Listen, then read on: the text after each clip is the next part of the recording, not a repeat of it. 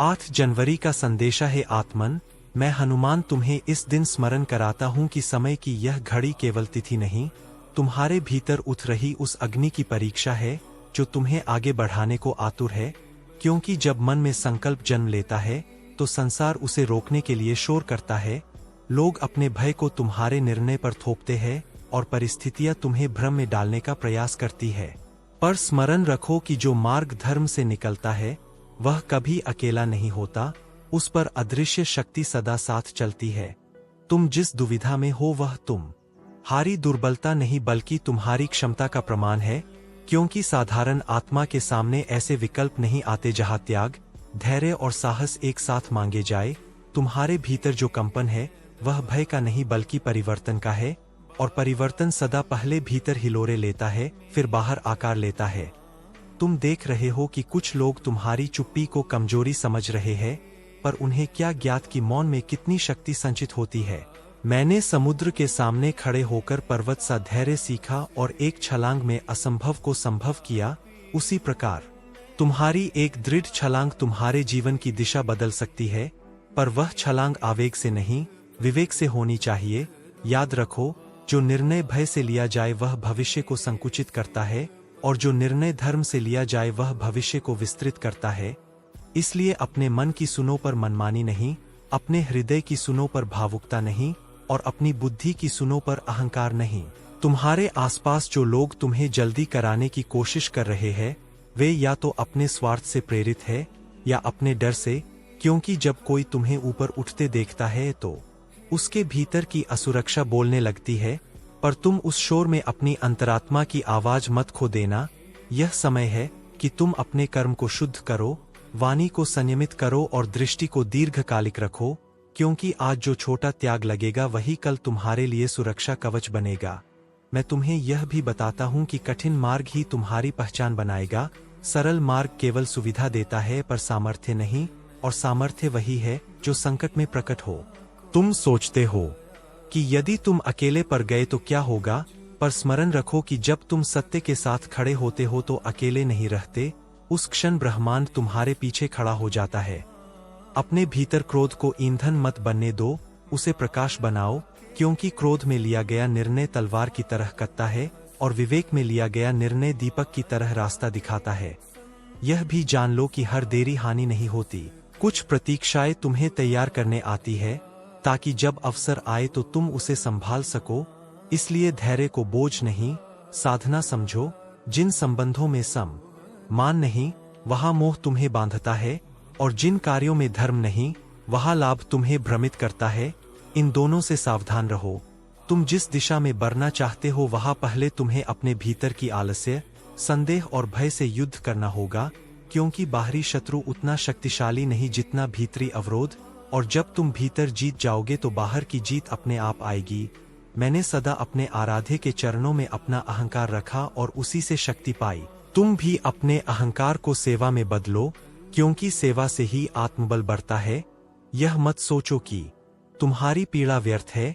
हर पीड़ा तुम्हें तराश रही है, हर असफलता तुम्हें सिखा रही है, और हर अपमान तुम्हें विनम्र बना रहा है। और यही 3 गुण मिलकर महानता का निर्माण करते हैं। जो लोग तुम्हारे धैर्य की परीक्षा ले रहे हैं वे अनजाने में तुम्हें मजबूत बना रहे हैं। इसलिए उन्हें शत्रु नहीं, शिक्षक की तरह देखो। इस दिन मैं तुम्हें यह भी स्मरण कराता हूँ कि अपने स्वास्थ्य, अपने मन और अपने आत्मसम्मान की रक्षा करना भी धर्म है।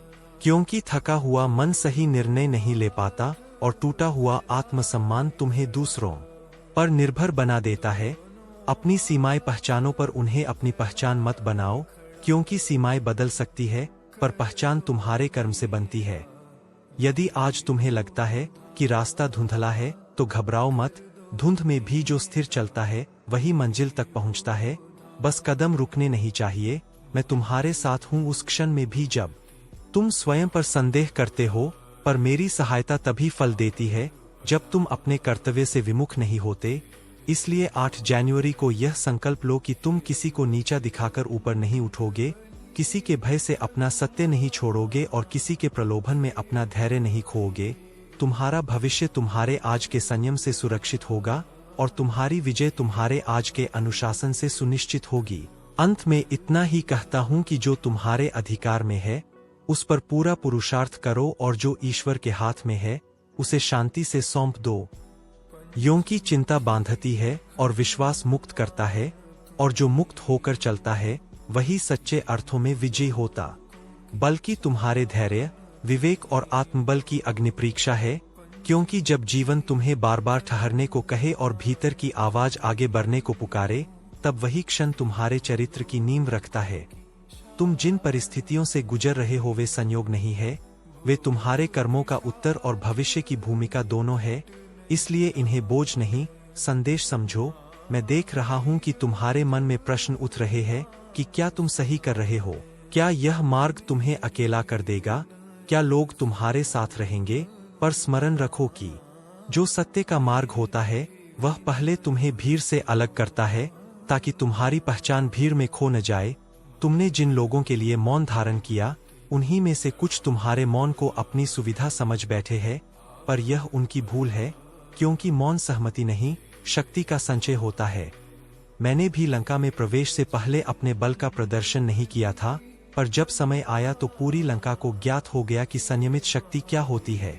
इसलिए अपने भीतर उठ रही बेचैनी से मत घबराओ, यह बेचैनी तुम्हें तोड़ने नहीं, तैयार करने आई है। याद रखो कि हर सलाह देने वाला तुम्हारा हितैषी नहीं होता। कुछ लोग तुम्हें इसलिए रोकते हैं क्योंकि वे स्वयं आगे बढ़ने का साहस नहीं रखते, और कुछ इसलिए क्योंकि तुम्हारा आगे बढ़ना उनके आराम को चुनौती देता है। तुम यदि हर किसी को संतुष्ट करने चलोगे तो अंत में स्वयं से विश्वासघात कर बैठोगे। इसलिए प्राथमिकता तय करो और उसी पर अडिग रहो। इस समय तुम्हें सबसे अधिक आवश्यकता है अपने मन की सफाई की, क्योंकि उलझा हुआ मन सही निर्णय को भी गलत बना देता है। अपने लक्ष्य को स्पष्ट देखो, भले ही रास्ता धुंधला हो, क्योंकि लक्ष्य स्पष्ट होगा तो रास्ता स्वयं प्रकट होता जाएगा। मैं तुम्हें यह भी चेतावनी देता हूं कि जल्दबाजी और आलस्य दोनों ही तुम्हारे शत्रु है। एक तुम्हें गलत दिशा में दौड़ाता है और दूसरा तुम्हें वहीं जर कर देता है। इसलिए मध्यम मार्ग अपनाओ, जहां गति भी हो और संतुलन भी। तुम्हारे भीतर जो क्रोध है उसे दबाओ मत, पर उसे नियंत्रित करो, क्योंकि अनियंत्रित क्रोध तुम्हारे ही हाथों तुम्हारी प्रतिष्ठा को घायल कर सकता है। यह मत सोचो कि तुम्हारी ईमानदारी का फल तुरंत मिलेगा। कुछ बीज गहराई में अंकुरित होते हैं और उनका फल देर से आता है, पर जब आता है तो छाया भी देता है और फल भी। जो लोग तुम्हारे धैर्य की परीक्षा ले रहे हैं वे यह देख रहे हैं कि तुम कितनी दूर तक अपने मूल्यों पर टिके रह सकते हो, और यदि तुम टिक गए तो वही लोग कल तुम्हारे उदाहरण से सीखेंगे। स्मरण रखो, शक्ति का सही उपयोग दूसरों को डराने में नहीं, स्वयं को नियंत्रित करने में है। यदि आज तुम्हें अपमान सहना पड़ रहा है तो यह समझो कि ईश्वर तुम्हारे भीतर सहनशीलता का विस्तार कर रहा है, क्योंकि जो अधिक सह सकता है वही अधिक जिम्मेदारी उठा सकता है। अपने अतीत की गलतियों को कोसना छोड़ो, उनसे सीखो और आगे बढ़ो, क्योंकि पश्चाताप यदि गति रोक दे तो वह साधना नहीं, बंधन बन जाता है। मैं देख रहा हूं कि तुम कुछ संबंधों को लेकर दुविधा में हो, पर याद रखो कि जहां सम्मान नहीं वहां दूरी भी धर्म है, और जहां केवल स्वार्थ है वहां त्याग भी आत्मरक्षा है। इस दिन यह निश्चय करो कि तुम अपनी ऊर्जा उन स्थानों पर नहीं खर्च करोगे जहां उसका कोई मूल्य नहीं, क्योंकि ऊर्जा सीमित है और उसका सही निवेश ही सफलता की कुंजी है। तुम्हें यह भी समझना होगा कि हर युद्ध तलवार से नहीं लड़ा जाता, कुछ युद्ध धैर्य से, कुछ मौन से और कुछ सही समय की प्रतीक्षा से जीते जाते हैं। तुम जिस शांति की तलाश कर रहे हो वह बाहर नहीं, तुम्हारे निर्णयों की स्पष्टता में छिपी है।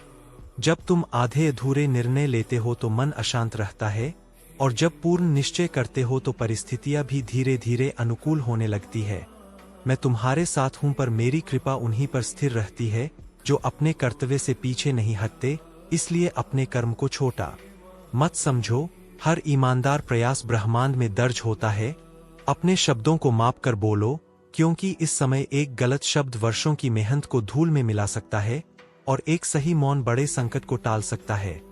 यह भी जान लो कि जो तुम्हें आज कमजोर समझ रहे हैं वे तुम्हारे धैर्य की गहराई नहीं जानते, और जो तुम्हें आज अनदेखा कर रहे हैं वे कल तुम्हारे अस्तित्व को नजरअंदाज नहीं कर पाएंगे। इसलिए अपने आत्मसम्मान को गिरवी मत रखो, नहीं किसी की स्वीकृति के लिए अपने सिद्धांत बेचो। 8 जनवरी